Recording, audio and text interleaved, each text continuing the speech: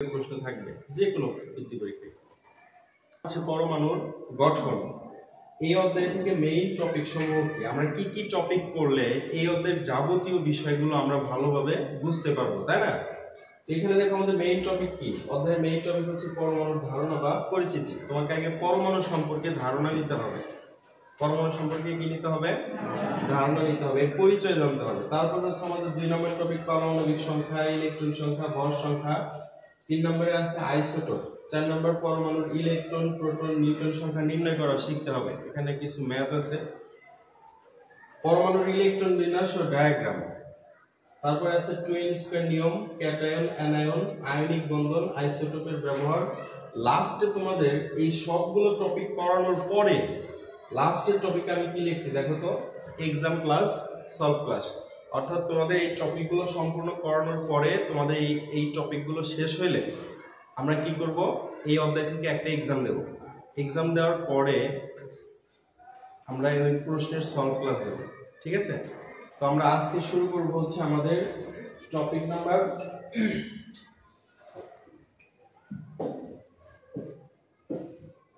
1 নম্বর topic, ঠিক আছে? তো সবাই খাতায় এইভাবে লিখবা, গোছায় লিখবা। টপিক 1, পরমাণুর পরিচিতি।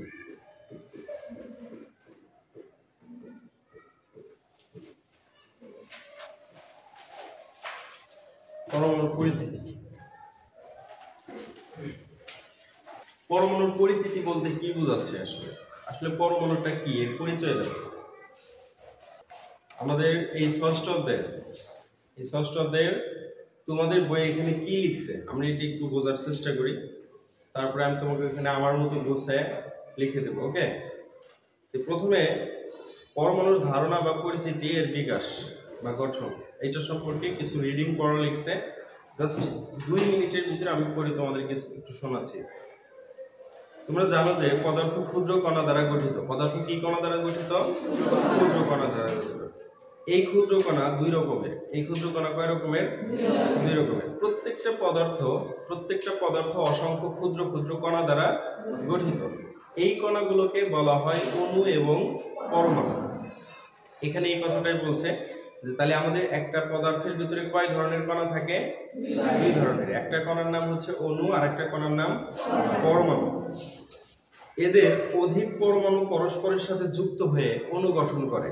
তো আমাদের কিন্তু এটা পরমাণুর অধ্যায়, এখানে কিন্তু আমি কোথাও অণু সম্পর্কে কিছু বলি নাই, তাই না? তো এটা দ্বারা কি বোঝাচ্ছে দেখো, আমরা যে পরমাণুগুলো যে শিখছি, যেমন ধরো হাইড্রোজেন, এটা একটা কি পরমাণু। তো আরেকটা যদি হাইড্রোজেন আমি যুক্ত করি তাহলে একের অধিক হয়েছে কিনা বলো তো? একের অধিক হয়েছে। একের অধিক পরমাণু মিলে অণু গঠন করে। যেমন তাহলে এখানে একের অধিক 2টা আছে, তাহলে এটা হচ্ছে H2, এটা একটা অণু। এটা কি অণু? তারপরে তুমি দেখো, আমি যদি এরকম দেখি H আর O, দেখো এখানে একের অধিক আছে কিনা। তো একের অধিক পরমাণু মিলে একটা অণু গঠন করে, ওরা এখানে এই কথাটা বলছে। আমি কিন্তু এই টপিকের এইগুলা কিন্তু তোমাদের লিখতে হবে না, জাস্ট আমি ওরা বই থেকে কি বলছে সেটা আগে তোমাদেরকে বোঝাবো, তারপরে বইয়ের বাহিরে অর্থাৎ আমি আমার মতো করে গুছিয়ে তোমাদেরকে লিখে দেবো। ওকে, তো এখানে বলছে যে একের অধিক পরমাণু মিলে, দেখো তো একের অধিক আছে কিনা। 1টা 2টা 3টা আছে। এই 3টা মিলে যখন H2O হবে, এটা একটা অণু। এটা কি অণু? তার মানে অণু বুঝতে পারলা যে অনেকগুলো পরমাণু নিয়ে কি হয়? অণু হয়। কথা ক্লিয়ার? তার মানে আমরা বুঝতে পারলাম যদি আমরা একটা অণুকে ভাঙি তাহলে পরমাণু কি পরমাণু পাওয়া যাবে, তাই না? আচ্ছা, এরপরে দেখো পদার্থের ক্ষুদ্রতম কণার বিষয়ে বিভিন্ন সময়ে বিভিন্ন বিজ্ঞানী ও দার্শনিকগণ নানা রকম মতবাদ দিয়েছেন। মানে পরমাণুর ক্ষুদ্রতম যে কণা আছে, এই কণা সম্পর্কে বিভিন্ন সময়ে বিভিন্ন বিজ্ঞানী কি করছে? বিভিন্ন রকম কি দিছে? মতামত দিছে। গ্রিক দার্শনিক ডেমোক্রিটাস, কে? ডেমোক্রিটাস। গ্রিক দার্শনিক ডেমোক্রিটাস খ্রিস্টপূর্ব 400 অব্দে সর্বপ্রথম পদার্থের ক্ষুদ্রতম কণা নিয়ে মতবাদ পোষণ করে। তাহলে পদার্থের ক্ষুদ্রতম যে কণা আছে এই কণাটা নিয়ে সর্বপ্রথম কোন বিজ্ঞানী মতবাদ প্রকাশ করেন বলতো? ডেমোক্রিটাস। নাম কি? ডেমোক্রিটাস। তার মতে দেখি সে কি বলছে সেই সময়ে। তার মতে সকল পদার্থই, কি পদার্থ? সকল পদার্থ। তার মতে সকল পদার্থই ক্ষুদ্র ক্ষুদ্র অবিভাজ্য। কি বিভাজ্য? অবিভাজ্য, যা ভাঙা যায় না। অবিভাজ্য মানে কি বলতো? তুমি এটাকে ভাঙতে পারবে না। বিভাজ্য মানে কি? ভাঙা যায়। আর অবিভাজ্য মানে ভাঙা যায় না। তাইলে বিজ্ঞানী ডেমোক্রিটাস কি বললেন? যে প্রত্যেকটা প্রত্যেকটা যে পদার্থ আছে, এই পদার্থ ক্ষুদ্র ক্ষুদ্র কণা দ্বারা গঠিত। এই যে ক্ষুদ্র ক্ষুদ্র কণাগুলো আছে, এই কণাগুলোকে কি করা যায় না? ভাঙা যায় না। তিনি একে বললেন অবিভাজ্য। কি বললেন? অবিভাজ্য। তিনি এই ক্ষুদ্রতম, যেহেতু এটাকে ভাঙা যায় না, তাই এই ক্ষুদ্রতম কণার নাম তিনি দেন হচ্ছে অ্যাটম। কি দেন? অ্যাটম শব্দের অর্থ হলো অবিভাজ্য। কি বিভাজ্য? অবিভাজ্য। তাহলে বিজ্ঞানী ডেমোক্রিটাস কি বললেন? বিজ্ঞানী ডেমোক্রিটাস বললেন, এদিক তাকাও, এদিক সবাই। তো আমরা এখানে দেখব, যেমন ধরো এইটা একটা হাইড্রোজেন পরমাণু, বা এটা একটা যে কোনো পদার্থ। ধরো এটা একটা পানি, তাই না? এটা আমরা জানি সবাই যে এটা পানির অণু। তো বিজ্ঞানী ডেমোক্রিটাস বললেন এটাকে যে কোনো পদার্থ যে ক্ষুদ্র ক্ষুদ্র কণা দ্বারা গঠিত, এখানে পানির অণু আছে এবং কি আছে? পরমাণু আছে। এখন এই যে এর ভিতরে যে ক্ষুদ্র ক্ষুদ্র পরমাণু বা অণু আছে, এই অণু বা পরমাণুগুলোকে ভাঙা যাবে না। কি করা যাবে না? ভাঙা যাবে না। আর এর জন্য তিনি একে বলছেন কি? অবিভাজ্য। কি বলছেন? আর অ্যাটম শব্দের অর্থ হচ্ছে অবিভাজ্য। আশা করি তোমরা বিষয়টা বুঝতে পারছো। তাহলে তোমাকে যদি বলে পরমাণু সম্পর্কে সর্বপ্রথম মতবাদ প্রকাশ করেন কে? বিজ্ঞানী ডেমোক্রিটাস। তিনি কি বলছেন? তিনি বলছেন যে পদার্থের ক্ষুদ্র ক্ষুদ্র কণাগুলোকে ভাঙা যায় না। কি করা যায় না? তিনি তার নাম কি দিছেন? অ্যাটম। অ্যাটম শব্দের অর্থ কি? অবিভাজ্য। আশা করি তোমরা বিষয়টা বুঝতে পারছো।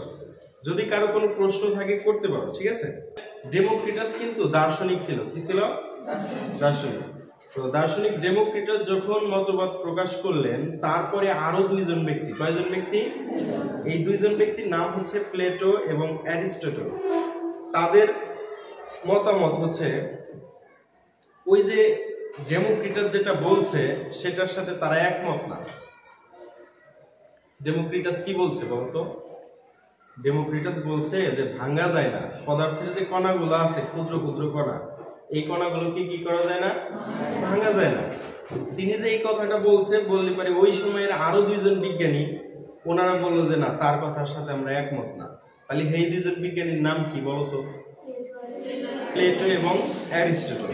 তো প্লেটো এবং অ্যারিস্টটল ওনারা কি বলতেছে? দ্বিমত পোষণ করছেন। দ্বিমত পোষণ করে বলতেছেন অ্যারিস্টটলের মতে পদার্থসমূহ নিরবিচ্ছিন্ন। পদার্থসমূহ নিরবিচ্ছিন্ন। একে যতই ভাঙা হোক না কেন, পদার্থের কণাগুলো ক্ষুদ্র হতে ক্ষুদ্রতর হতে থাকবে। তো অ্যারিস্টটল বললেন, তাহলে তাদের দুইজনের কথা কিন্তু কি দুই রকম হয়ে গেল, তাই না? ডেমোক্রিটাস কি বললেন? পদার্থের ক্ষুদ্র কণাগুলোকে ভাঙা যায় না। তো অ্যারিস্টটল এসে বললেন যে না, পদার্থের ক্ষুদ্র ক্ষুদ্র কণাগুলো নিরবিচ্ছিন্ন। এটাকে যত ছোট থেকে যত ছোট, ক্ষুদ্র থেকে ক্ষুদ্রতর কি করা যায়? ছোট করা যায়, ভাঙা যায়। তাহলে দুইজনের দুই রকম মতবাদ হলো। এই যে মতবাদগুলো তোমাদেরকে আমি পড়াচ্ছি, এইটার প্রাথমিক আলোচনা, ঠিক আছে? এর পরবর্তীতে দেখো কি হয়েছে। 1803 সালে, কত সালে? 1803 সালে ইংরেজ বিজ্ঞানী, কি বিজ্ঞানী? ইংরেজ বিজ্ঞানী জন ডাল্টন পরীক্ষালব্ধ তথ্যের উপর ভিত্তি করে পদার্থের ক্ষুদ্রতম কণা সম্পর্কে বলেন। তো প্রথমে কে বলছে?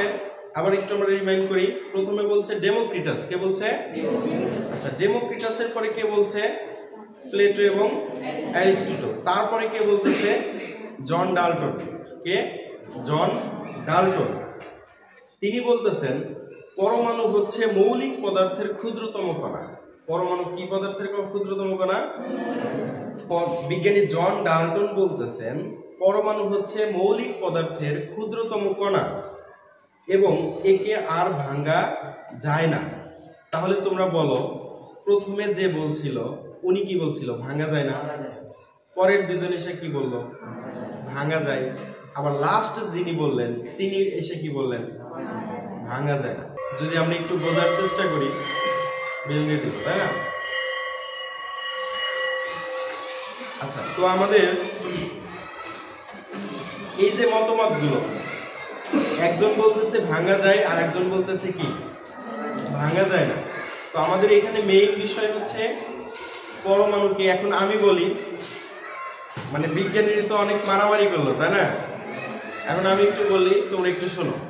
আসলে মূলত হচ্ছে মৌলিক পদার্থের ক্ষুদ্রতম কণা। পরমাণু হচ্ছে মৌলিক পদার্থের ক্ষুদ্রতম কণা। এই কণাগুলোকে ভাঙা যায়। কি করা যায়? ভাঙা যায়। এদেরকে ভাঙলে ক্ষুদ্র ক্ষুদ্র কণা পাওয়া যায়, ইলেকট্রন, প্রোটন এবং নিউট্রন।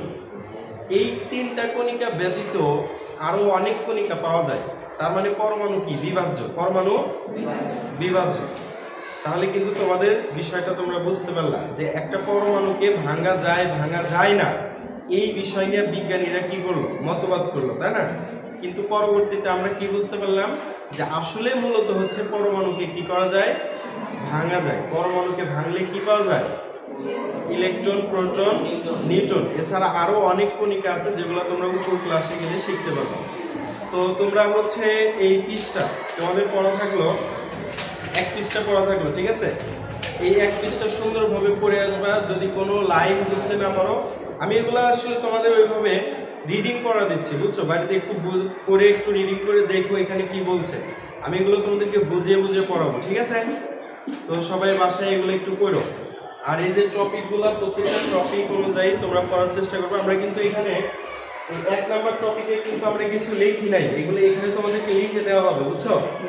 আমি গুছায়া এই টপিকে গুছায়া তোমাদেরকে সব কিছু লিখে দেব।